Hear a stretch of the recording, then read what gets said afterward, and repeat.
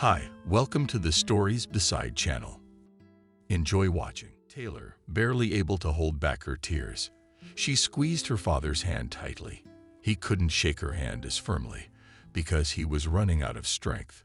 If anyone had ever told Taylor that she would sit at her father's bedside like this, begging for time to stop, she would never have believed it. She believed she would never have anything bad. Her father had managed to keep her safe from everything dangerous and bad in life. Taylor grew up with the confidence that she would always have everything wonderful and never shed tears of grief. It was probably Daniel's fault. He should have prepared his daughter for adulthood. He should have taught her how to survive under any circumstances. He should have told her that there could be danger in her life at any moment. And only if she learned to find a way out of any situation with dignity would she survive. She could stand, even if no one was around. But Daniel did not. All her life he had shielded his daughter from any adversity. All because Taylor's mother died too soon. His beloved wife Lauren had died too soon, leaving them alone. Taylor sighed. Somehow she was able to hold back the receding tears, and now she had almost pulled herself together. Daniel looked at his daughter and wanted to groan in pain. But he clenched his teeth tightly until it hurt, so tight that it even went to his head. He too must pull himself together to tell his daughter something important. It was probably too late, and his words would seem too pathetic and meaningless. It should have been done sooner, and now there is no point. But Daniel tried to believe that there was a point. Maybe her dying father's words would solidify in her mind. And then it would be easier for her to understand, realize, and accept. And if only he had done it sooner, he should have done it exactly when he was alone with her. And right now it's impossible. She won't understand anything. But maybe, in time, she'll be able to figure it all out. Taylor spoke softly, not without difficulty, feeling a moan of pain burst from his lips. Daniel fell silent, holding his breath. No, he must endure it. He must forget his pain, abstract himself from it, and say the most important things to his daughter. Taylor perked up and leaned toward her father, stroking his arm. "Daddy, you don't have to talk now. Save your strength. The doctor said you need to recover from chemotherapy. He warned that it will be very hard this time. But this is the last course before surgery. You did well. You made it. It'll get easier from here. Just imagine, you will have the operation soon, and you will be fine. The most important thing now is to be strong. If you're in a lot of pain, I'll call the nurse, and she'll give you an injection so you don't feel any pain. You don't have to be patient. I beg you. There's no need for that." Daniel watched his daughter. Even though she was smiling, you could see tears coming to her eyes. But Daniel knew they were not tears of grief over the inevitable. They were simply tears of fear. When Lauren died, Taylor was not alone. Daniel was with Taylor. But if he died, there would be no one there for Taylor. She would be alone. And Daniel was aware that his daughter sincerely believed her father would recover. And how do you tell her that won't happen? How to tell her that his days, maybe even hours, are numbered? Will she survive it? Will she get over it? Of course she will. She's young and strong. Daniel knew that. And she would get through it. The only thing was how to tell her everything. How to tell her that this might be the last time she saw him was beyond the rest of him. Out of concern for his daughter, Daniel temporarily set aside all thoughts of the pain that plagued his tormented body. "Taylor, you have to listen to me. Please don't interrupt. It's very hard for me to talk. I don't want to waste my energy arguing with you." She stopped talking right away. Fear flashed in her eyes, but she immediately put it out. If he has something to say to her, she'd better listen, and then she will call the nurse for her to give him an injection. He's in pain. He's in a lot of pain. He needs painkillers, sleeping pills, so he can finally get some rest. Daniel sighed, gathering his strength, and then he said, "My only daughter, you know how much I love you. I realize now that I've done a lot of wrong things in my life, but it was because I was trying to protect you. I realize now that I shouldn't have done that. I should have given you not only a fortune, but confidence in your abilities, and I just kept you out of everything. But now you have to learn to protect yourself, and you have to believe that you can handle everything. You have a strong character. My character. I know you do. I see myself in you. But I'm not the only one who should see it. You have to see and feel it yourself. I want you to promise me that you will try to be strong, that you won't let yourself be hurt, that you will remember whose daughter you are, and you will remember what I did in this or that situation. And if there are any difficulties, you will not give in to emotions. Listen to your mind and always keep your cool, no matter what happens to you. You must believe that you can cope with everything. If doubts overwhelm you, don't jump to conclusions. Be reasonable, be honest. Don't be mean to people unless they've done you wrong. And don't be afraid to take a stand if you think you're right. If someone tries to humiliate or insult you, don't let them hurt you. Remember that you are on your own. If you bend to the person who dares to bully you, you will destroy yourself. You will destroy yourself and your identity. Don't ever do that. Be strong and don't forget that you can do anything. The long speech took the last of Daniel's strength. He didn't hold back a groan, turning away to the side. He closed his eyes and bit his lower lip. Taylor looked at his father in amazement. Never before had he spoken to her about such things. And why was he saying all this? As if he were going to die. But he's not dying, is he? He'll be fine. And he'll have the surgery soon. And they'll take that thing out of his body. And he'll be fine. And everything will be like it was before. And he'll live a long time. Taylor believes that. Daddy, you don't have to work too hard. You can see you're not well. Why are you telling me all this? Well, then we'll talk about whatever you want to talk about. When you're better? That's right. You're gonna be fine. You're gonna be fine. You know it's Daddy. You need to rest. I'll get the nurse. Taylor was about to leave the room, but Daniel whispered, and I'm thirsty. Taylor took a glass with a straw and held it to her father's mouth. She waited for him to quench his thirst, then put the cup on the table. She wanted to go out again. Give me your hand. Taylor took her father's hand, and he squeezed her palm as tightly as he could. Then he turned to her again. Yes, everything will be all right. I believe it will be all right. But I had to tell you, and you have to remember my words. You have to remember them for the rest of your life. Promise me that you will always remember what I just said to you. Taylor blinked a few times and then said quietly, Yes, I promise. I swear I'll always remember what you said, but let's just not talk anymore. We'll talk about it now. Then, when you're stronger, we'll talk about everything. And you'll tell me whatever you want. Right now, talking takes away your strength, and you have to save it. There's a final phase of treatment coming up. Daniel would like to tell his daughter that they can't talk like this anymore, and he can't tell her what's important anymore. And there is so much more to tell her. She looked at him so pleadingly. It seemed to him that she couldn't even hear half of what he was saying. He still wanted to say a few things to her, but realized he had no more strength left. He felt a strange kind of trembling in his heart. He felt that his time was running out, and he didn't want his daughter around. When would that happen? He'd better tell her about it, but only so she wouldn't be present in person. Daniel watched his daughter's face greedily as she was young, full of strength, but also vulnerable. What a shame he's leaving so early. He would have had a little more time. He would have done so much more. But alas, fate has decided otherwise, and parting is inevitable. Taylor, could you bring me back my favorite scones from our bakery? I'm really craving them right now. You'll make one for me out of the last of your strength, Daniel muttered. Taylor rejoiced. Dad is hungry. That's a good sign. It means he's going to be all right. And he's on the mend. Of course I'll bring them to you. I'll go get them right away. Shall I call the nurse? No, I'm not in so much pain. I'll get some sleep while you're gone. I feel sleepy. Taylor kissed her father on the skinny cheek and smiled. She was about to leave, and as she heard her father say, "I love you, daughter. I love you very much. Always remember that. And I love you, Daddy. You're the best daddy in the world."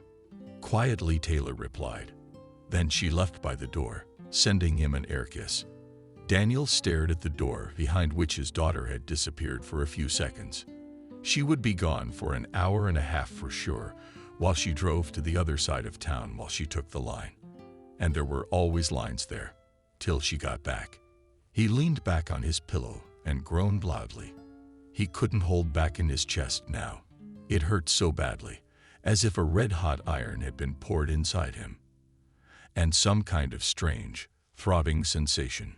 He felt it so strongly that it even reverberated in his head. Trying to distract himself from this horrible sensation, Daniel thought of his daughter.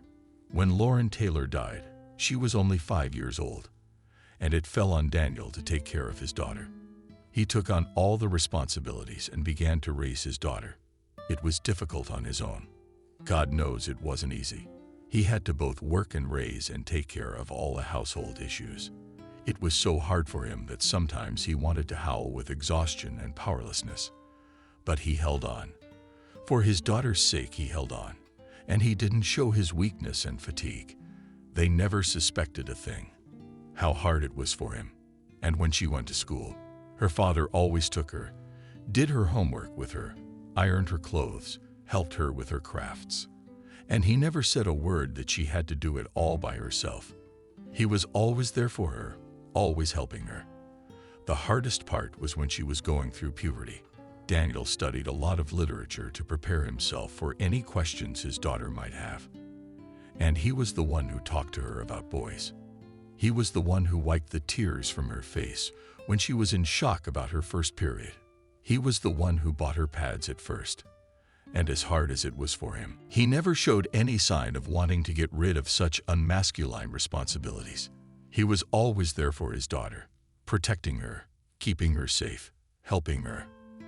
At the same time as taking care of his daughter, Daniel was busy doing other things. He started his own business. Although he did not believe in great success at first, fate itself generously bestowed upon him all the blessings of life. Everything went smoothly for him. There were no pitfalls, and there were only loyal people who worked tirelessly to achieve success. And he succeeded. When Taylor was 15 years old, her father was already very rich and so wealthy that he could no longer work. But he continued to grow his business, opening branches in other cities, increasing his money turnover, and strengthening his status. He continued to work and keep Taylor safe, keeping her safe from anything bad that might come her way. And it was probably even to the point of fanaticism. Taylor didn't like her elementary school teacher. Daniel got her transferred to another class, and Daniel bought the whole class new desks, so to speak, a gift for school. Taylor keeps getting picked on by a mean classmate. Daniel had such a serious talk with his parents that the boy no longer looked in Taylor's direction. She liked the brownie in the cafeteria. 5 minutes later, they brought 5 varieties of other brownies. And so, touched everything. I guess with that kind of upbringing, Taylor should have grown up spoiled and capricious, loving only herself. But that was not the case. Taylor loved her father very much, and she knew that he just loved her too, and wanted to do everything for her. And she didn't grow up spoiled and capricious. In fact, she grew up helpless. No, she could do everything driving. She could cook beautifully, and she knew a little bit about her father's work. But she was helpless without him. She couldn't stand up for herself and wasn't ready to be left alone to deal with all the things her father had handled before. But she would have to do it. She would have to do it when he was gone. And Daniel really hoped that she could do it. She had to do it. Because even though he hadn't taught her to do it, I mean, she's his daughter. And she must have his character. Strong, determined, tenacious. Daniel remembered the past with a smile. He tried to find proof that he hadn't done worse to his daughter, that he hadn't hurt her in any way. He loved her so much that he couldn't even start a family with any woman again. And what woman could compare to Lauren after the death of his beloved wife? For a long time, Daniel couldn't even look at other women. And then women started showing up in his life. But it was nothing binding relationship. When he became a successful businessman, there were more women, and each tried to bind to her attractive widower. However, none could do it because Daniel was attached to his daughter. Suddenly, the smile on Daniel's face disappeared. He struggled to raise his hand and press it to his chest. The pain became so intense that he wanted to yank it out, but his hand only tried helplessly to grasp at least the hospital pajamas. Daniel wrinkled and groaned again, but all that came out of his chest was a strange wheeze. His eyes glistened, and then a single tear rolled down his cheek. His last thought was of his daughter. Until his mind left him, he prayed to himself that all would be well. After a couple of minutes, his hand hung helplessly, and his gaze froze. It was over. Meanwhile, with a smile on her lips, Taylor was on her way back, glancing at the bag of muffins on the seat beside her. She was proud of herself. She had been served out of line and didn't have to wait an extra 20 minutes. She hurried to the hospital to please her father. She thought she was bound to get better. He just had to do it. When Taylor heard the doctor's disappointing diagnosis, Taylor went into a stupor. But a few days later, her father told her that the doctors had offered him the best treatment option. And the doctors assured her that the prognosis was favorable. And her father smiled so much when he told her everything that Taylor believed in a miracle.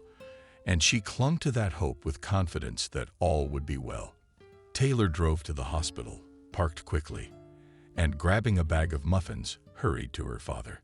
As she approached the private room for which they were paying a lot of money, she saw several doctors frowning at each other. Then a nurse came out of the room. They must have given my father something for the pain, because he was very sick. When the nurse saw Taylor, she turned pale and gently poked the doctor in the side. The doctor immediately looked at Taylor, and his face took on a look of sadness. Taylor hadn't yet realized what had happened, but her heart clenched with inexplicable anxiety. She didn't like the fact that the nurse immediately hurried to leave, and the doctor blocked her way into the room. Taylor tried to go around him, but the doctor put his hand on her shoulder and shook his head. "Taylor, I don't think you should go in." Taylor smiled politely. The smile came out crooked. "I understand that he needs to rest, but I'll just put the muffins on the table and leave. When he wakes up, he'll see them, and he can eat them." The doctor shook his head at Taylor again. "He won't wake up anymore." Taylor blinked twice and froze her crooked smile, too. She looked like a mannequin. What? What do you mean?" "Him. He's in a coma from the pain." "He went into a coma," the girl whispered forcefully, clutching the bag of muffins. The doctor looked at her sympathetically and sighed. "No, Taylor. He is your father. He has passed away. He is no longer in pain." Taylor stared at the doctor for a few seconds, and then he uncrossed his arms. The bag of muffins fell to the floor. It made a strange sound. "That it passed away. No, that can't be right. We talked to him an hour ago, and he said he was hungry. I went out to get muffins. He couldn't. How could he?" She kept mumbling and mumbling, looking at the fallen bag, and then the doctor took her hand. Then she looked at him. "Taylor, calm down. Come to your senses. We've been expecting this. Come with me. I'll ask the nurse to give you a sedative." And then Taylor pulled her hand out. She looked at the ward door and said firmly, "No, I want to see my father." "Taylor, shouldn't you go in there?" "No, I need to see my father." Now the girl shouted. She pulled her arm out and opened the door to the ward. In a few seconds, she was by her father's bedside. She stroked his hands, whispered something. Now it dawned on her that it was all useless. Her father knew he was going to die, and he had a feeling it would happen today. That was why he was telling her all these strange things. He was saying goodbye to her. He probably knew he was going to die back when I first found out my diagnosis.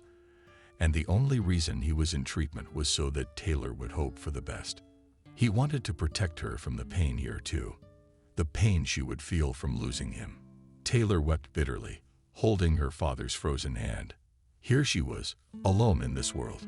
No miracle had happened, no matter how much she hoped for it. Taylor had a fancy funeral. There were so many people that she couldn't even approximate the number. She wouldn't have been able to do everything if it hadn't been for Christian. He had been her father's deputy for many years, and he took care of all the major issues surrounding her father's funeral.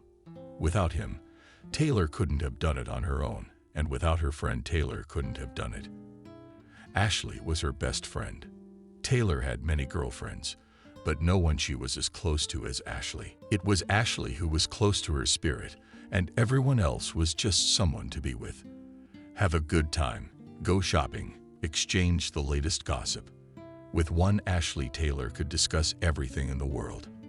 She could laugh and cry with her, something she couldn't do with anyone else. After the funeral, Taylor fell into a stupor. She stayed home and didn't go out.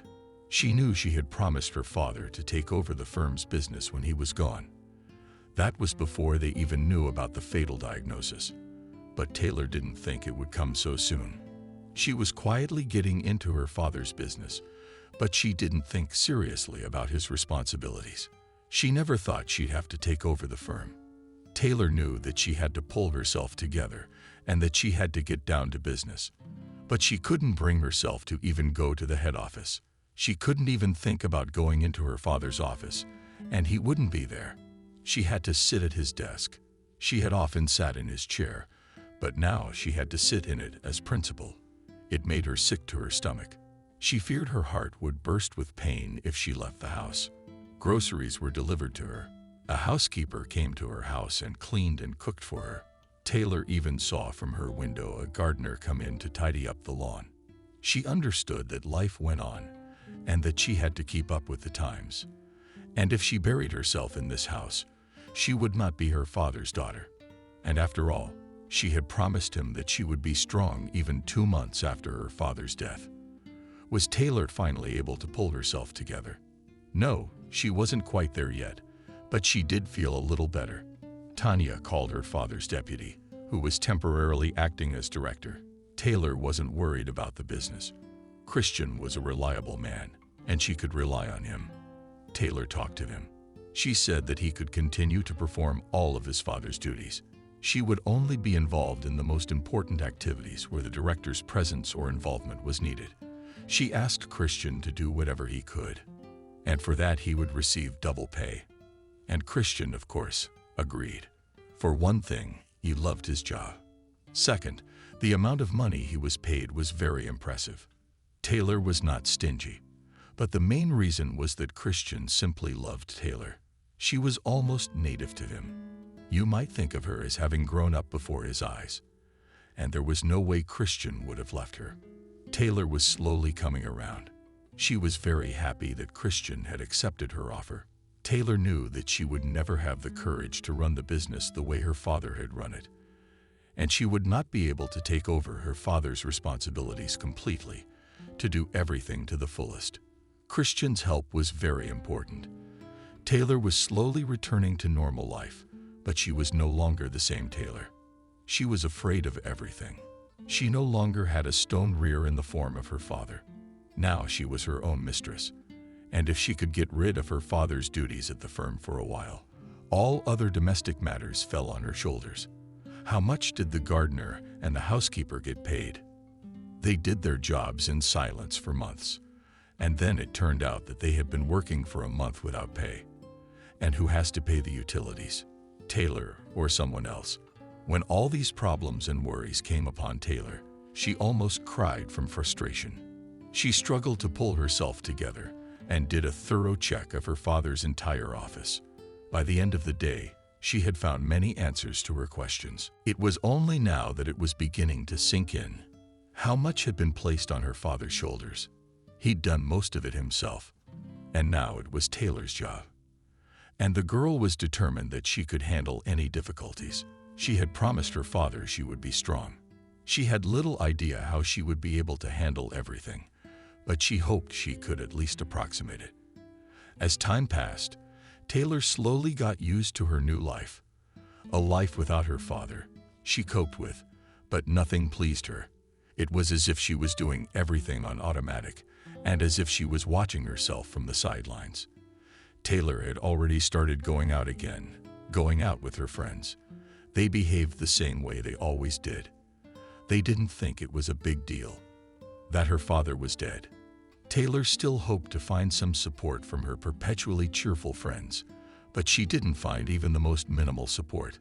When she heard what one of her friends had told her and how the others laughed merrily, she knew that she could not expect anything else from them. The friend said that the most important thing was that she got her inheritance. Good thing your father hadn't remarried. Otherwise, you'd be sharing the inheritance with your stepmother.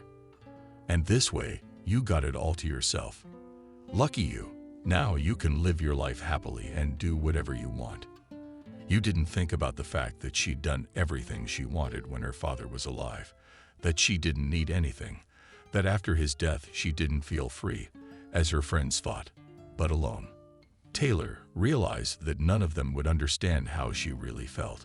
Only Ashley understood her, but Ashley couldn't date her all the time. Ashley worked and was often busy. Taylor didn't bother her often because Ashley was already spending a lot of time with her. After a few meetings with her girlfriends, Taylor began going to coffee shops without them. She often sat alone at a table, thinking that she would never feel happy again, and none of her favorite dishes pleased her, and everything was bland and tasteless. Taylor knew she was depressed, and she didn't know how to get out of it. On another such, particularly difficult day, Taylor went to her favorite cafe for lunch. They'd brought her a menu. She looked at the pages and didn't even know what to say. Everything was boring somehow. She didn't even want anything. But she had to eat, and Taylor remembered how she'd been to that cafe with her father, how they'd had fun discussing things while they were waiting for their order. And that cafe had been such a wonderful place. And now it was hard for Taylor to be here because she was sad all the time, thinking about her father. Taylor could feel the tears coming to her eyes. The girl put the menu aside and covered her eyes with her hand. She needed to calm down, or she would burst into tears right there in front of strangers. And then Taylor heard an unfamiliar voice beside her. "You're not well." "I'm sorry. Am I intruding? I can't help but interfere. If you need help." She wiped away her tears furtively and looked up. A rather handsome guy was standing in front of her. He was looking at her with some concern. It was as if he was very concerned about how she was feeling. He smiled slightly, but unobtrusively. Taylor couldn't help but smile back at him. "No, it's okay. I'm not feeling bad just now. I'm just a little upset. That's all." The boy immediately frowned and looked around him. "Who upset you? Show me that man. I'll take care of him. No one dares to upset such a beautiful girl. Tell me who dared to do it, and I'll clean it up. I knew I shouldn't even have come in here. This place looked suspicious to me right away." Taylor felt a tingle in her heart. He wants to protect her. This guy doesn't know her at all, but he wants to protect her, to punish her abuser, to help and support her, just like her father. Taylor has never felt so strange. No one but her father has ever treated her this way. And yet this guy doesn't even know her. What would it be like if they got to know each other better and became friends? It must be nice to have a friend or a boyfriend who cares so much about you. Taylor was quick to calm the boy down. She waved her hands and said quietly, "What are you? What are you? No one was upsetting me. I'm just a little sad." That was all. The guy looked at her carefully. Then he looked over her appearance, lingering his gaze on her expensive watch and rings. Then his face softened, and he politely told her then, "I apologize. I just wanted to protect you. You know, people often think that if a girl is sitting alone, it's okay to treat her rudely. I already thought that's the way this cafe treats customers." Taylor smiled. "How funny is he? No, isn't he? It's a very decent place. I love coming here. And there's always great service and attentive staff. It's very nice. I really like the guy about a little bit. My name is Tyler." "Taylor. Well, Taylor, I'd like to keep you company, if you don't mind. Or perhaps you're expecting someone." Taylor blushed a little. She was beginning to like this guy more and more. He was so polite, considerate, strong, reliable. Taylor would feel so much better in his company than she would alone. "No, I'm not expecting anyone, and I don't mind you joining me." Tyler smiled and took a seat at her table. "Well, that's fine. Then let me pay for you to cheer you up." Taylor smiled too and replied, "No, I'd rather pay for you to thank you for your care and concern. I'm very pleased that you were willing to come to my aid right away." Tyler squinted. "Well, I'm willing to accept your gratitude, even though I haven't done much, though I'd like to. Then I have a counteroffer. You'll have to go to dinner with me soon, so I can pay for you too. And I won't take no for an answer. Just so you know." Taylor felt a great deal of excitement. They'd only just met a few minutes ago, and he was already hinting at a date. It was so strange, unusually exciting and delightful that she even forgot for a moment that she had missed her father so much. They were having a nice little chat, and with each passing minute Taylor became more and more convinced that she had never met a man like Tyler before. He charmed her too, by asking permission to order for the two of them. Even though she was paying for dinner, Taylor gladly agreed. She was beginning to forget how nice it was to have someone taking care of her, making decisions, making choices for her, and his order suited her just fine. They even had the same tastes. Taylor and Tyler started dating. Pretty quickly the guy won the girl over, although that would be wrong, so to speak. He didn't even have to win her over. She herself fell in love with him without a memory, because she thought he looked a lot like her father. However, there was something about him that her father never had. Her father was always polite to all subordinates, attendants, friends, foes, competitors, or strangers. Daniel was always polite to everyone. Tyler, on the other hand, was a little cold in his interactions with the staff or with people he did not consider important in his life. Sometimes you could tell he was trying to hide his dislike or discontent, but he couldn't do it. However, he always treated Taylor with reverence, always smiling, wooing her beautifully, kissing her hands, and Taylor paid no attention to such trivialities. What mattered to her was that Tyler was crazy about her. Pretty soon they became close, and in that respect, too, Tyler suited Taylor. In bed, he almost always decided everything for her, but he also gave her freedom of choice sometimes, and he was always gentle, caring, never forgetting his own pleasure. Taylor lost her head in love and tenderness. She thought she had finally met a man who could take care of her. She was no longer alone. Taylor told Tyler all about herself. She said that her father had raised her and that he had recently died. And she said that her father's entire business had passed to her. She even brought him into the firm to show him around. Taylor didn't notice the eager eyes Tyler looked at everything, and the way he looked at Taylor when all the staff politely greeted her. Taylor was happy that she now had someone to share the results of her father's labor with. Tyler was impressed by the scale of Taylor's business, and he praised Taylor's father for the kind of success he had achieved through his own work. The only thing that confused Tyler was that Taylor let Christian run the firm. "That's reckless of you. You can't trust anyone 100%. You're supposed to know everything that's going on. And you took everything so lightly," Taylor said. Taylor just smiled and shrugged. "I am aware of everything as it is. Christian reports everything to me. I don't always know what he's talking about, though. But that's all right. He wouldn't do anything wrong. I'm sure he wouldn't. And I wouldn't be able to do the business myself. Of course I'd figure it all out, but I have to work around the clock. I couldn't do that. Not even temporarily." Tyler frowned back. It would clearly take a steady male hand and character. "That's for sure." "You're right about that," she muttered. And just a few days after that, Tyler proposed to Taylor, and she gladly accepted. Taylor and Tyler got married. And then they went on a honeymoon. Taylor was so happy that she forgot all her worries and problems. Now she was no longer alone. Now she was protected, and she could no longer worry about something she couldn't handle. Now she could count on Tyler to solve all her problems for her.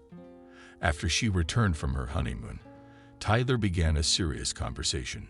He expected that Taylor could count on him now that he was her husband. If she couldn't run the firm, he should. And already he would try to get up to speed to continue her father's business. Taylor, after listening to him, thought that was for sure. Her father from beyond had sent her such an intelligent and caring man who could replace Daniel even as principal. Taylor trusted Tyler. She believed he would rightly stand at the head of the firm with her. She believed that he would rightly stand at the head of the firm in her place. When she told Christian that her husband would now be acting director, he reacted very negatively. Taylor had never seen him in such a state before. He turned pale when he heard the news. "Taylor, you're being unreasonable. You are entrusting the firm to someone who knows nothing about it. How can you do this? I'd rather you were brought up to speed. You know better than that. And let your husband be the deputy. And when he's fully immersed in his work and responsibilities, then he can become director. Christian, but he'll be there. You will teach him everything. He's my husband. You know, this is the man I trust. And he is very smart and educated. He can do better than me. That's for sure." They argued for a long time, Taylor standing her ground. Maybe she would give in to Christian's entreaties. But the thing was, she'd already promised Tyler that she'd put him in charge, and now she couldn't back down. He would have thought she was cheating or doubting him. That can't be allowed to happen. They have such a good relationship, and she couldn't ruin it. Christian finally realized that arguing with Taylor was useless. She was just as stubborn as her father, though not as sensible yet because of her age and inexperience. Taylor, all right. I'll do as you say. Just promise me one thing. Please don't reissue the papers. It's your father's firm, and it must be yours alone. God willing, it will go to your children, but not to your husband. He has nothing to do with it. It is your father's legacy, and you must keep it safe. He wouldn't want you to do otherwise. Please, let him take over as headmaster. Let him be in charge, but only so that you can be the rightful mistress. And no matter what happens, this business stays yours." Taylor almost cried with excitement. Christian reminded Taylor how much his father had cherished his child, how much he wanted Taylor to continue his business. "Christian, sweetheart, I promise you that the business will never be anyone else's. I'll pass everything on to my children. I promise you. I swear." Christian sighed and nodded contentedly. His father's faithful deputy was right. Tyler had only been in the front office for a month before he'd already started talking to Taylor about the thing that seemed to be bothering him so much. "You know, I feel like a total jerk sometimes, and a lot of the staff looks down on me. I mean, they know I'm a bird's eye guy. If you and I owned at least half of the business, then things would be different. Then no one would say I had no rights. Do you think we could get the paperwork done quicker?" It was said in such a casual tone, as if he were discussing what to order for dinner in a restaurant. But Taylor tensed immediately. She remembered Christian's words. She remembered her promise, and this time she wasn't going to give in to her husband because she remembered her father. "Tyler, my dear, you are in charge. That's the way it's going to be for everyone there. And no one can treat you badly. It just can't happen. The people working there are the people who worked with my father. They're all tried and trustworthy and good. They're just getting used to you. Believe me, everything will work out. Everything will be fine. But just don't ask me to do it again. I won't reissue the papers. That's out of the question.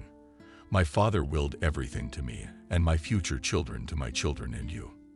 I love you very much, but I can't put even a part of the business in your name. Understand me. I just can't do it.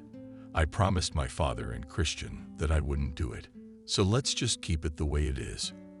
When Tyler heard about Christian, there was a nasty glint in his eyes. "You have to get rid of it quickly."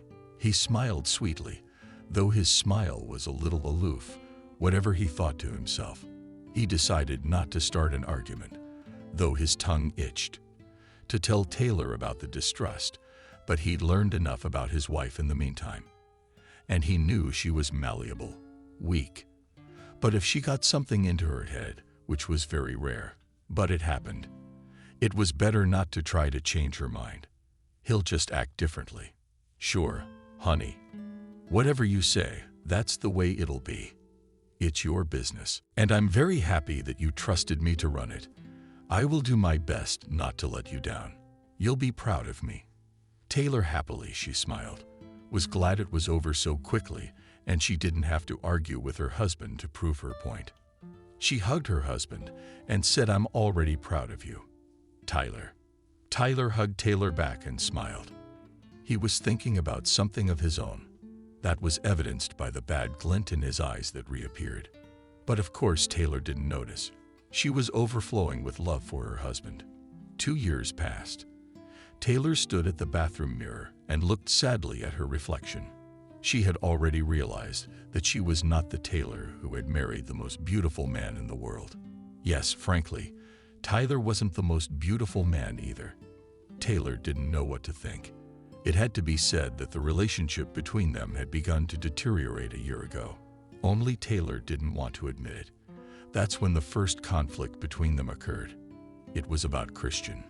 Taylor found out quite by accident that her father's faithful deputy no longer worked in the main office, and when she tried to call him, his number was blocked. Somehow Taylor tried to ask the office staff where he had disappeared to, and what had happened. Everyone looked at each other oddly. The receptionist said everyone thought Taylor knew, and no one knew where Christian had gone. He'd been fired and was missing. That's when Taylor found out that it was Tyler who fired the deputy. She tried to confront him, and then she got aggressive. "I don't have to answer to you every step of the way. You've given me free rein, and I'm doing what I have to do to make things right. Christian's job didn't suit me.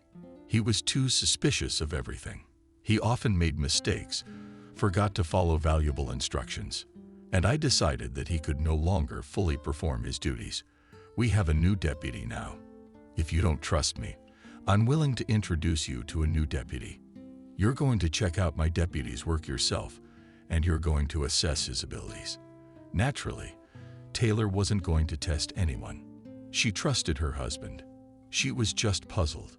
Why hadn't he told her about the firing of the employee who had worked from the beginning, and why hadn't Christian called her? And where had he gone? It was all so strange. But the strange thing was always Tyler's reaction.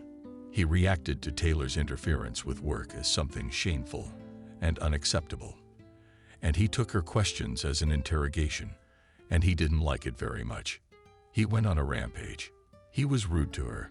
Taylor had never seen him in such a state before, and she hurried to calm him down. Tyler had calmed down, but it left a residue on Taylor's mind. She didn't understand why he was talking to her like that, like she was someone off the street and came here to boss her around. She was the lady of the house after all, and she had a right to at least know about all the global happenings and news. Taylor looked at herself in the mirror and sighed. Christian never showed up this year. He hadn't called Taylor once. Apparently, he had changed his phone number, and Taylor was very worried about him. Today was Taylor and Tyler's wedding anniversary. The girl expected her husband to invite her to dinner, but he didn't. Not only that, he called and said he was staying late, and he didn't even know when he'd be home. Maybe well past midnight, and he asked that Taylor not wait for him. Taylor so wanted to go to the restaurant with him. They would sit, chat, relax, have a nice meal, and drink some nice, expensive wine. Tyler would give her a bouquet of flowers and a gift of some kind. And she would also give him the gift she had been carefully choosing for 2 weeks. And then their romantic dinner would go smoothly into bed. She missed her so much. They so rarely spent time together lately. But there were no flowers, no gifts, no husband around. He could have at least sent flowers by courier. So Taylor decided not to stay home. It was 6 o'clock in the evening. She would go to her favorite cafe. She would order something nice, eat, and even drink. Yes, that's what she would do. She's not going to sit at home and be bored. She needs to relax. 15 minutes later, she was ready. She took a cab and drove to the cafe. As Taylor sat down at a table, she already regretted her decision. It was so noisy and crowded around. Even though the tables were a decent distance apart, she still felt out of place. Everyone around her was sitting in couples or even in groups. She was the only one sitting at a table by herself. Her and the man by the window, who had looked at her intently when she sat down at the table. That wasn't enough to make him think she was ready to get acquainted and socialize. After all, that's how Taylor met Tyler sitting alone at a table in a coffee shop. Taylor ordered and asked for a glass of red wine. She needed to relax and forget about her problems. And then Taylor heard a voice right above her ear. "I'm sorry to disturb you. Could we talk?" Taylor looked disgruntled at the man standing beside her. That's what she thought. This was the same man who had been sitting alone at the window, staring at her. Why is it that when a girl comes to a cafe alone, everyone necessarily seems to think that she is looking to meet men? Why can't we just leave her alone? After all, she was not running around the room, looking for a victim. She just wanted to sit, relax, eat and drink after all. No, she didn't. "I'm sorry, but I'd rather be alone. I came to get something to eat and rest. I don't intend to socialize." "Oh, I'm sorry. You'd better go to your table." She turned away, expecting him to walk away immediately, without even apologizing for the inconvenience. She wished with all her heart that he would leave as soon as possible. If he apologized or said anything, he would engage her in conversation again. Taylor didn't even want to talk to him. She noticed that he was good-looking, and she had already met an attractive man in a coffee shop once, who later became her husband. She had no intention of meeting or associating with anyone else. But the man didn't leave. He remained standing, staring at her. Taylor could see with her side-eye that he was still standing in the same place. She was about to give the waiter a sign to come over. She would ask to be spared the company. An annoying stranger who, by all appearances, was also stubborn, but she didn't have time to make a sign. "It's true. I'm sorry to disturb you, but I really need to talk to you." "Taylor," the stranger said. Taylor frowned, looking at the man again. "How do you know my name? Do we know each other?" "I don't recall. I don't know you." The man shrugged his shoulders vaguely. "Maybe you don't know me, though we've even met face to face. But I know you well enough. I've been working at your father's firm for about 10 years now." Taylor stopped, frowning. She looked at the man with surprise and quietly replied, "I'm sorry, I don't remember you." After all, 10 years is a long time. "No, that's all right. I'm in the security service. I'm mostly on the road. I've been away a lot. And after your father died, I settled in the front office. You haven't been there much since Daniel died. And if you do show up, you don't notice anyone. You don't even say hello very often.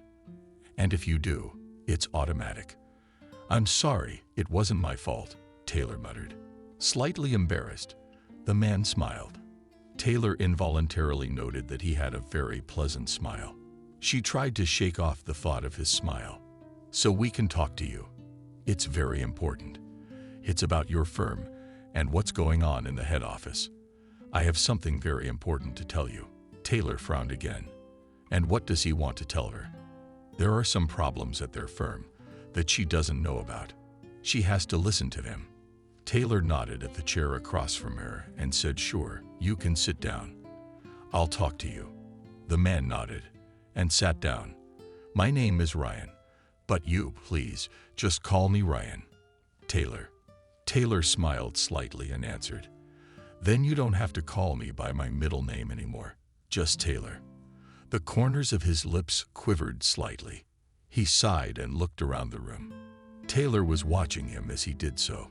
There was a tense look on his face, like something was eating him up. I wonder what he wanted to talk to her about. Maybe he knew where Christian had disappeared to.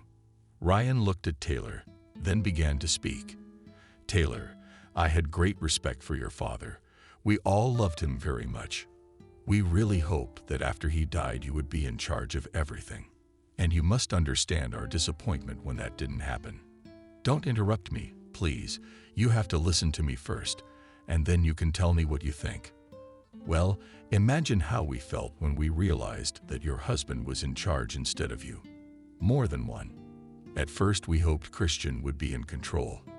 And if there were any problems, he'd let you know. As it happens, your husband got fired, he got kicked out. And even nastier, having framed it beforehand. Of course, no one would have been able to get a rise out of it. But we all know it wasn't Christian's fault. He was so shocked that your husband did this to him that he just dropped everything and left. We begged him to contact you, but he didn't want to. And that was it. Because Tyler said you were the one who ordered him fired. None of us believed that, of course. But Christian didn't even want to sort out who was right and who was wrong. Taylor looked at Ryan in shock. She didn't even know what to say. In the meantime, Ryan kept pouring out more and more details about her husband's reign. As happens in big companies, someone from the command staff would become the deputy. We thought that would be the case. But after Christian was fired, there was a new employee in the main office, and she became your husband's deputy. Her name is Catherine. She's quite a young girl and very pretty. She doesn't look like a deputy at all, but she acts like she's the director. And no one knows where she came from. But your husband immediately made it clear to everyone that she must be listened to and obeyed in everything. And if anyone didn't do what Catherine wanted, she'd report it to your husband in a heartbeat. And the payback was immediate. Everyone quickly learned it was better not to argue with her and not to contradict her. Otherwise, you'd be in a lot of trouble. Now, where was I going with this? I found out that Catherine was your husband's mistress. They got caught in the conference room, like they forgot there were security cameras. I saw the whole thing. I won't tell you what I saw, but I can't prove anything either, because the recordings have already been destroyed. I saw, so to speak, a live broadcast. And after a while, Tyler realized what he had done. And he rushed to the security room and told them to destroy the security tapes. Naturally, he made sure no one saw anything. I didn't admit that I was watching the whole thing in person at that moment. And now I learned something else, only similar. There are several other people who suspect your husband of various bad things. And one of them has learned that your husband is withdrawing money from the firm and investors into his own accounts. And Catherine is aware of all of this. They're up to something. I think the denouement is coming. And it sounds like they want to bankrupt the firm and get away with it. I'm afraid you'll have to deal with that later. I'm sorry to dump all this on you, but I can't keep quiet. It's lucky that I met you here today to be able to tell you all this. I don't want all of Daniel's hard work to just evaporate in an instant. You must not get hurt. You must intervene to prevent this global catastrophe. He robs you. Your husband will rob you of everything, and I don't want that to happen. Taylor was in such shock that she could hardly even breathe. She was in more pain than she had ever felt in her life. Even when her father died, she wasn't in so much pain. When he died, she had felt the terrible pain of losing him. But now she was betrayed, and she was in great pain from the betrayal. Taylor didn't doubt for a second that this man was telling the truth. How could Tyler do this to her? Why would he do that? He was in control of everything as it was, that he still needed to take it all away from her. Why? Unless only if he never loved her. He was just marrying her on account. Is it really so? God, it's humiliating and disgusting. She had trusted him, loved him. For a few more minutes, Taylor came to her senses, closing her eyes. She pondered everything. Clenching her fists tightly, Ryan stared at her, waiting to see what she would say. Then Taylor unclenched her fists and opened her eyes. Ryan almost recoiled, her eyes so cold they gave him the creeps. Thank you for the information, Ryan. You were right to tell me. I thank you. You can go now. I heard you, and I've taken it under advisement. Leave me your phone number. As soon as I decide what to do, I'll be sure to contact you. Just tell me right away. I can count on your help, whatever it may be. Yes, of course, I'll do whatever you say. Quietly but confidently answered Ryan. Taylor nodded contentedly. Ryan took out a pen and wrote his number on a napkin. Taylor folded the napkin and hid it in her purse. "Goodbye," said Taylor. Ryan said goodbye and left. Taylor waited quietly for her dinner. After dinner, she had a glass of wine, then paid and went home. She had already decided what she was going to do next. Her husband returned at 1 o'clock in the morning. Taylor pretended to be asleep. He didn't bring flowers. Understandably, he'd even forgotten their anniversary. And in the morning, Taylor made him breakfast. Tyler was surprised. He had expected Taylor to pester him about his late return. And besides, he'd forgotten about the anniversary. He only remembered when he got home. It was too late to rush out with flowers. But she didn't even seem upset. While Tyler was eating breakfast, Taylor hinted to him that she wanted to get into the firm's business. She decided it was time for her to get involved in management too. And she wants Tyler to fill her in and introduce her to the new deputy. Tyler's face changed when Taylor told him this, and when she mentioned the deputy, he turned pale. But he was determined not to give up without a fight. Why did she think she could just bluff him out of the blue like that?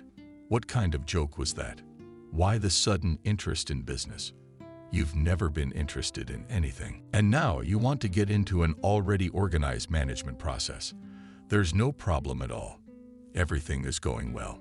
Taylor shrugged indifferently. Does it have to be a problem for me to want to learn the business? You don't forget that it's my father's business, and it's mine. So I'm entitled to get into it and figure it out after all. Tyler sighed and pushed the plates away. He shook his head and answered irritably, "No, that won't do." "What's this? Do you want it? You give me the reins and you want to take them back."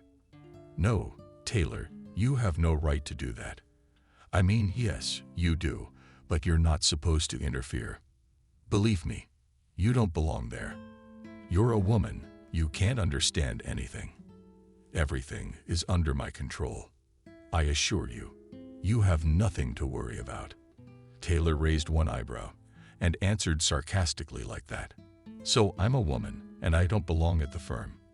Then what is the new deputy, who is also a woman, doing at the firm?" "Tyler, you're puffed up with anger.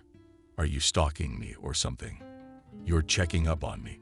How dare you? Don't you trust me?" he yelled. Taylor realized he wasn't going to get anywhere. Tyler is too aggressive. And if something went wrong, there was no way she could get the truth, no way she could get proof. So she backed out. "What are you, honey? I'm not stalking you. I just stopped by the firm the other day. And you weren't there. Or were you busy? I don't remember anymore. I saw a woman I didn't know. I was told she was your new deputy. I thought she was very knowledgeable, and I wouldn't mind meeting her. That's all. I'm not following you. It's just that I miss you so much on my own. I wish I could see you more often. If I came to the firm too, we would see each other often and talk during the day. That's all, darling." Tyler looked at her incredulously, then smoothed his hair irritably. "She's still bored, so find something to do. Go on vacation, and I'm not tying you to a robe at home. You are free to do whatever you want. Except business, of course. I'd rather be in charge there, and you better have a good time. You'll have fun. And you'll get all your silly thoughts out of your head. Trust me, you just need to lie in the sun and sunbathe. That's all." My dear Taylor opened her mouth to object, but immediately closed it. An idea occurred to her, and she decided that she would make it happen. And Tyler's suggestion was very apt. In this situation, she realized that by doing so, she would remove all suspicion from herself. Her husband might let his guard down. That was exactly what she needed. "Is that what you think?" "Yeah, you're right. I just need to get some rest. That's what I'm gonna do. I'm gonna pack up my stuff right now. I'll leave tonight. Thank you, darling, I love you." Taylor kissed her husband on the cheek, and he mumbled something in response. Taylor became convinced that her husband didn't care about her, and that he was adamant that he wouldn't let her into the main office. What was she going to do? Find her own way in? Tyler left, and Taylor immediately called Ryan. "I kept thinking, I need your help. You can set up video surveillance in his office. It's very important. And as soon as possible. Overnight. I can do it tonight. If the guard sees me, no one will be suspicious. I'm the head of security. I can be in the main office at any time of day. I'll take care of it, Taylor. You don't have to worry. Then Taylor packed her suitcase, tossing in half the stuff she didn't need and half the stuff she could use. And then Taylor took the suitcase, called a cab, and drove to the hotel. She was going to stay at the hotel until she got everything finished and let Tyler think she was away on vacation. Taylor got a room, got settled in, and waited. She warned Ryan that he could call her even at night. And at 1 o'clock in the morning, he called. He did everything as she asked. He managed to set up the camera so that no one would notice her. Taylor gave him the address of the hotel, gave him her number, and half an hour later, he brought her a laptop from which she could watch what was going on in her office and take and save notes. It was exactly what Taylor needed.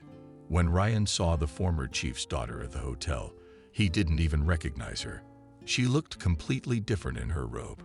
She was so beautiful, no makeup, and with her hair carelessly parted over her shoulders. And she had a different look in her eyes than she had in the cafe. There was determination in her eyes. She looked so much like her determined father now. From the next day, Taylor watched her husband on the laptop. Except that for 2 days, her husband didn't show up at the main office. Taylor called Ryan. He said that Tyler and Catherine had taken some time off, and they hadn't shown up for work. Taylor realized that she'd been a little remiss. She hadn't thought at all about the fact that her husband might have brought his mistress to their house after she left. That was most likely the case. The lovers decided to enjoy some peace and privacy. They must have been very happy together in the big house Taylor owned. And Taylor even screamed and screamed into her pillow out of frustration. They should have installed video cameras at home too. That's where she would have found out all the things she needed to know. But there was no turning back. So Taylor decided to wait for her husband and his mistress to reappear at the main office. 3 days later, Tyler showed up at the firm. And so did Catherine. Taylor saw them in her husband's office, her office. They were very fresh and cheerful. Of course, they'd had a good night's rest. It was obvious right away that they rested, but they didn't enjoy each other to the end. Because as soon as they arrived at work, they immediately locked the office and made love right on the desk. Taylor almost threw up in disgust, but she forced herself to watch the scene, so that she would never feel anything for her husband again. She never did, however. She closed her eyes, just listening. How painful was it that she had learned in the past week? Tyler had betrayed her. Why had things been so good between them? She had never once hurt him in any way. She'd given him all the authority. She'd given him the reins completely. It wasn't enough for him. Yeah, well, he wanted to take over at least part of the firm. And Taylor said no. Was that what triggered the end of their relationship? Was that what drove him into the arms of another woman? Tyler and Catherine finished doing their important business. The sexy hottie got dressed and remained seated in her chair, wiggling her leg coquettishly. She and Tyler started talking, and after a few minutes, Taylor realized that this was the moment she had been waiting for all along.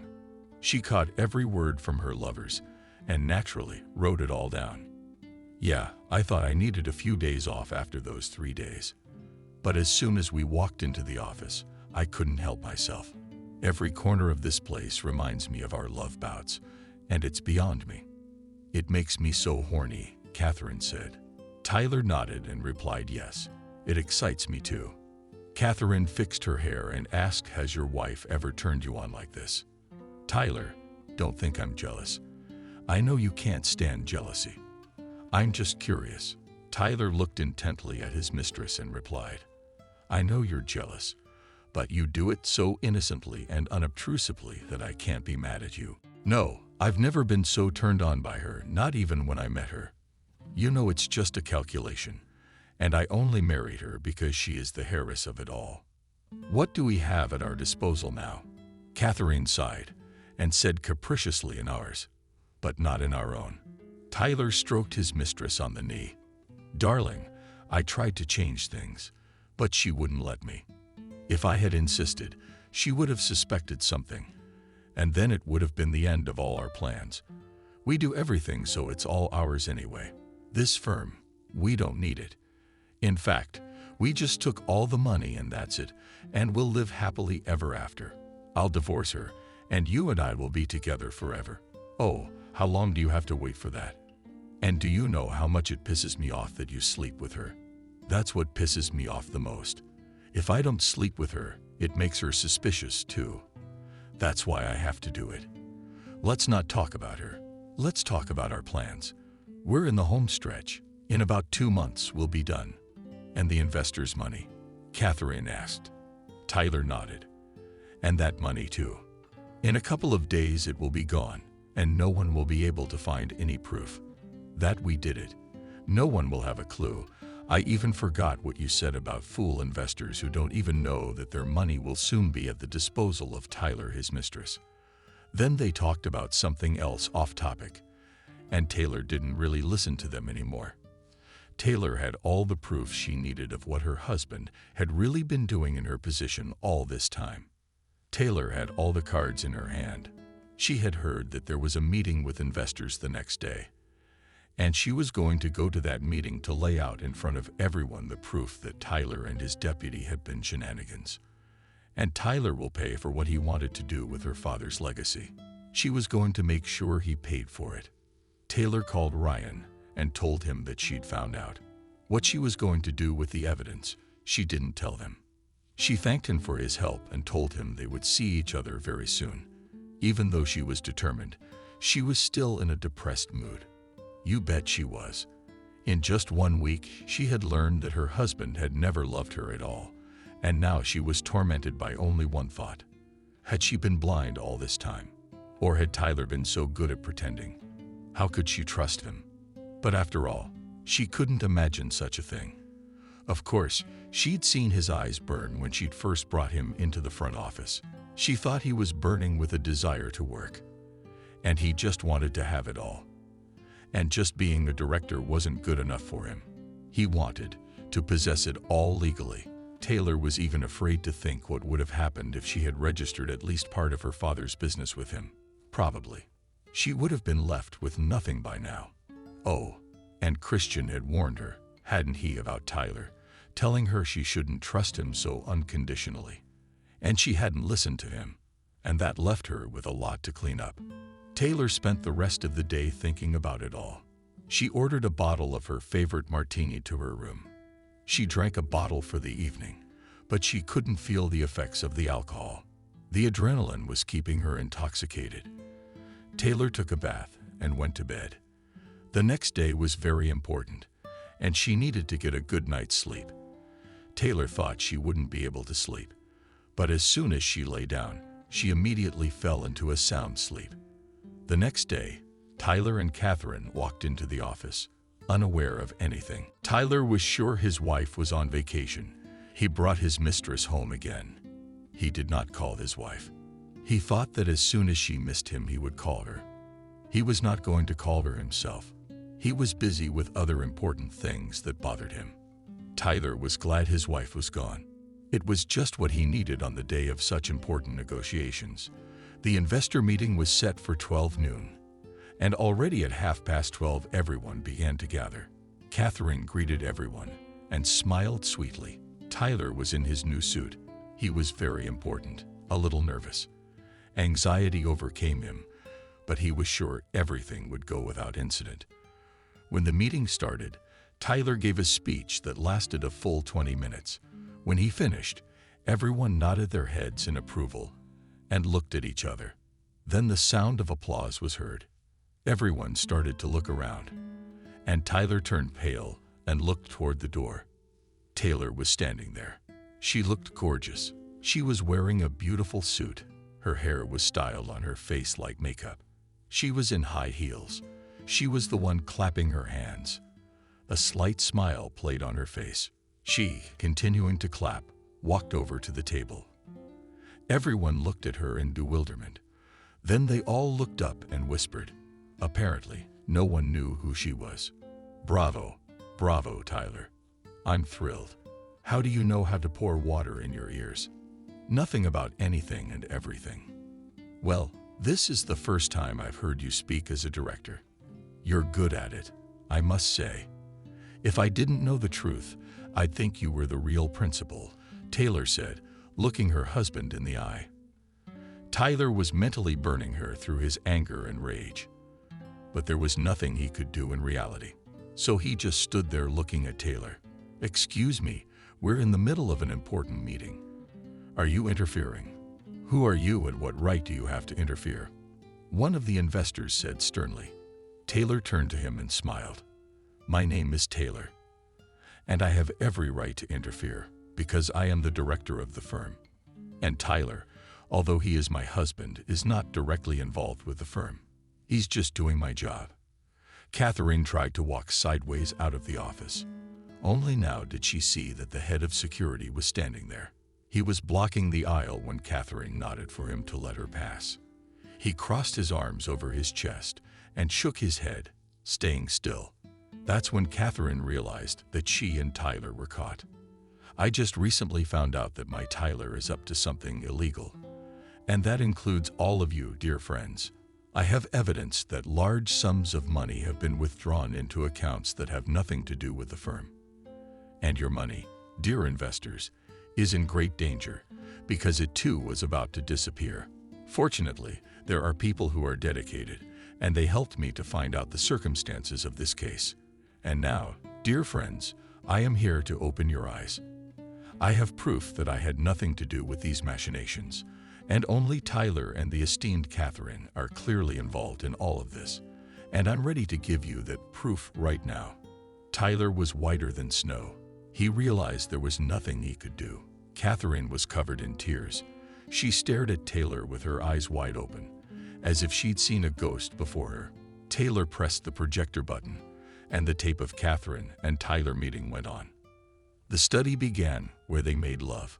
I guess we can skip that, right? It's not like anyone minds. It's clear to everyone that these two are lovers. Okay, let's move on. Everyone here watched the tape and everyone was shocked. Everyone started to rant at Tyler and Catherine, and one investor couldn't take it anymore. He walked up to Tyler and punched him in the face. Everything went exactly as Taylor had planned. Justice was served. The police were called. Tyler and Catherine were taken away. Tyler shouted one last time to Taylor, I'm still your husband. You can't get rid of me. I won't give you a divorce. Taylor only smiled. She walked up to him and said quietly, You know, I couldn't even imagine before what you could do. If you have money, thanks to my money, I'll get rid of you very quickly, and I'll develop very quickly. And you won't get a penny. It's all over. Goodbye, my darling. Soon Tyler and Catherine were locked up. Even before the sentence was said, Taylor had already filed for divorce. She was delighted to discover that she was right.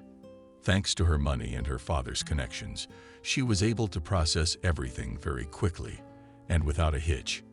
Everyone was glad when Tyler disappeared from the main office. Taylor was now the director. She, of course, was perplexed. What to do next? That's when she realized she needed immediate help. She needed Christian, but how to find him if he had disappeared to an unknown destination? Once again, Taylor was helped by the head of security. Ryan was by her side the whole time, like a bodyguard, and Taylor could trust him to do anything. He never let her down. She even offered him money for his personal services, which were not part of his duties, but he refused. And more than once, Taylor instructed Ryan to find Christian, and the man immediately set about his task. Just 1 week later, Ryan brought Christian to Taylor's house. When Taylor saw her father's faithful deputy, she couldn't stand it and cried. Ryan was present, and he was confused. He had never seen Taylor express her feelings like that before. Taylor was crying from nervous tension and fatigue. It had never been so hard for her. She held steady until she saw Christian. She was crying, and he held her in his arms and comforted her. And he told her everything would be all right. Not once did he accuse her of not listening to him when he warned her about Tyler. All he said was that he was there for her now, and now everything would be okay. Christian returned to his deputy principal duties, and now he was teaching Taylor everything he knew. It was hard for Taylor, but she was determined to become the most genuine principal. She was determined to be a worthy substitute for her father. She finally remembered whose daughter she was, and she remembered her father's words to her before he died. And never again would she be afraid. And never again would she let herself be hurt. For months, Taylor dealt with all her father's affairs. Christian was by her side all the time. He taught her everything, told her everything, was present at important meetings, and Taylor slowly coped. At first, she thought she'd never make it. It was all too hard for her, but she persevered and began to figure it all out. One night, Taylor was working late with some paperwork. There was a knock at her office. Taylor was surprised. It was already 10 p.m., and no one had been in the main office for a long time. "Come in." The door opened and Ryan walked in. Taylor smiled as she looked at the head of security. "Are you here? I didn't realize I wasn't alone. That makes me feel better. I'm well protected." Ryan didn't even smile. He looked anxiously at the headmaster. "Taylor, you'd be going home so late already. Don't you get much rest?" "I'm worried about you," Taylor sighed. "And why is that?" "Taylor, I told you to call me Taylor." "Ryan, are you scaring me?" Ryan smiled slightly. "Taylor, no, I can't call you that. You're the director. Taylor, you're the principal. And I want you to call me by my first name," Taylor said quietly. Did she see something in Ryan's eyes that confused her? He was confused too. "Okay, if you want to stay, I'm going home until tomorrow." He was about to leave when Taylor suddenly said, "So you're not on duty, maybe? Maybe you can take me home then. I don't want to take a cab." Ryan looked at her and smiled. "Sure, I'll take you home." And he drove her home. Only not right away. First, they stopped at a place that Ryan loved very much. It was a cozy restaurant that was open late. It wasn't the most expensive, fancy place, but Taylor really liked it there. They both ate, and they even had a glass of martini, and it was as good as it had been in a long time. It was easy for her to connect with Ryan. They didn't shut up for a second. They chatted about everything. When Taylor finally got home, she couldn't sleep for a long time. She thought about everything that had happened in her life, and she realized that Ryan had made a great impression on her over the past few months. He had helped her discover the truth, helped her get proof. He had helped her with everything, and his help had been very valuable to her. From that one night out at the restaurant that night, and the relationship between Taylor and Ryan began. They were very cautious about getting close, even cautiously, but it was inevitable because they felt something inexplicable for each other. It wasn't until a few months later that they both realized they loved each other, and it was adorable. Taylor was truly happy, and Ryan was glowing with joy and love for his boss. Of course, he worried that there was an essentially gulf between them, but then they both didn't care about that anymore. And a few months later, Ryan and Taylor were married, and everyone in the main office was happy for them because they were a great couple. And looking at them, anyone began to believe that true love existed. Christian, looking at the newlyweds, was now certain that Taylor was in good hands. Now she was really going to be all right, and she wouldn't have to worry about her anymore.